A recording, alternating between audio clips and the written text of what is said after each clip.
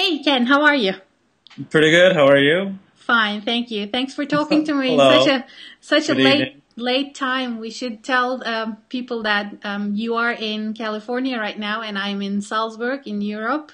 So it's very late at night in your place, and in my place it's very early in the morning. Yes. Yeah. So thanks for taking the time. No, I thank have a you for couple of waking up early. I have a couple of questions for the listeners who will be coming to the concert and who will be experiencing about our project soon. The premiere Yes. is at the Goethe Institute very soon. So, and Goethe can you, Institute in. Boston? Oh, okay. Yes, on the 14th of April, actually. So it's in almost 2 weeks. Okay. Um, you should know this. Yes. You have written an awesome piece called Volcano, and for everybody who is listening to us right now, I would like to experience more about the about your compositional intention and about what people should be hearing out of this music. Well, I was very inspired by the fact that when you asked me to write this piece for you, you wanted it to be in some way a kind of homage to John Cage and Martin Feldman, and you asked me to have some aleatoric elements in it, and so that was a big challenge actually to think about what would be, what I could do along those lines that created a sound that I liked, and so I spent some time over the summer at my piano, just messing around.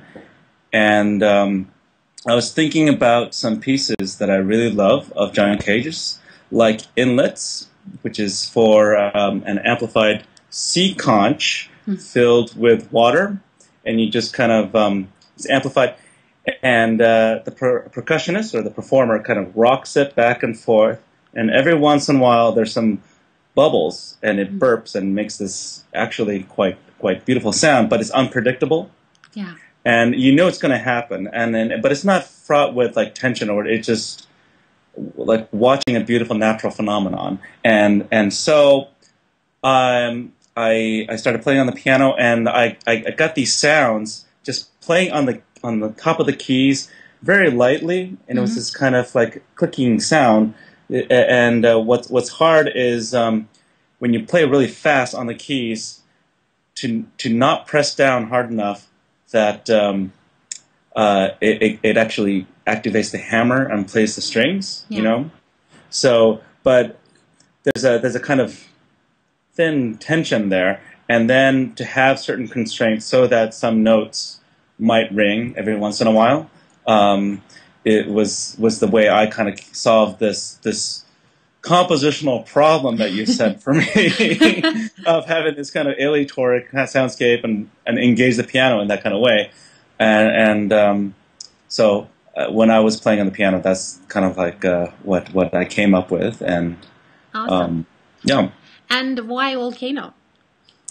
Well, I'm very much inspired by literature and other things outside of music, And I remember when we were talking, I asked you what you were reading, and then at the time you hadn't had your baby yet, but the baby was on the way, right? And then and then you said like you were reading this National Geographic with all these volcanoes and stuff, and then I was thinking, well, the sounds I was kind of thinking about too, or these, where every once in a while these notes might ring, was about this kind of landscape with potential energy, and I felt like the volcano and also the baby about to come was also kind of about this natural phenomenon about to happen, Oh, Yeah. that's actually very romantic. Oh, well, thank you. No, the approach is very emotional. I think that's not very usual when people. Well, a lot of my music is person specific, and as you know, a lot of my friends and people like you who are performers I admire, try to engage with something technical that they can do, but also I want to make music as a kind of testament of a community, and it's important for me that in some ways that the music also reflects our experience together, and our friendship, and these kind of something a little bit more personal about honoring, life. Yeah. That's great. I actually have another question that pops up in my mind right now. Is it a difficult thing for you to write for piano nowadays in the 21st century?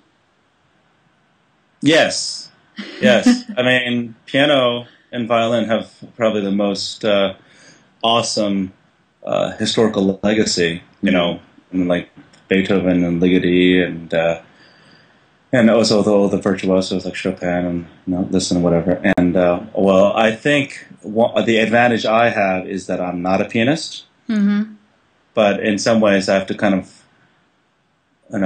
engage with the piano in ways that maybe a real pianist wouldn't.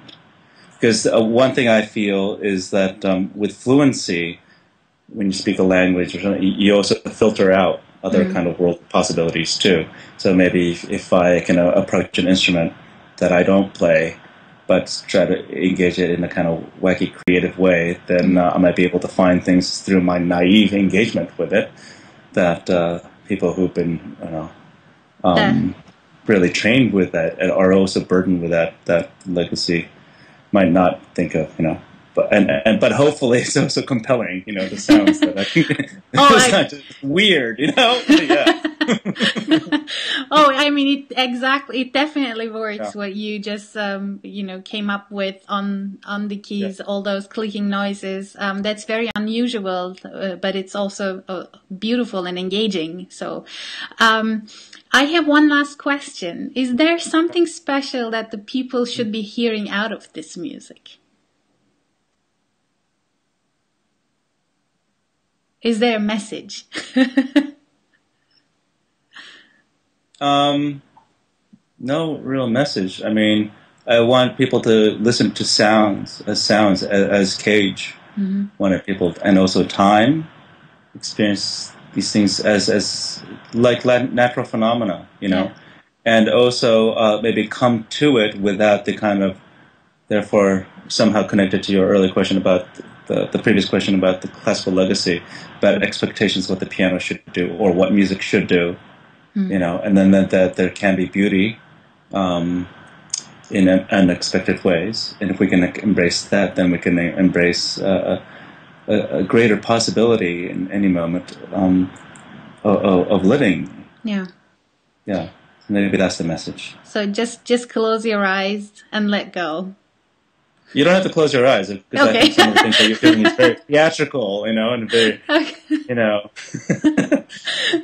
but come to it with an open heart, open ears. Yes.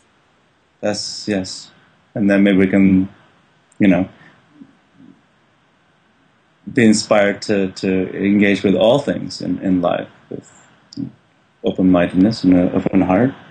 Wow. This was a big message, Ken.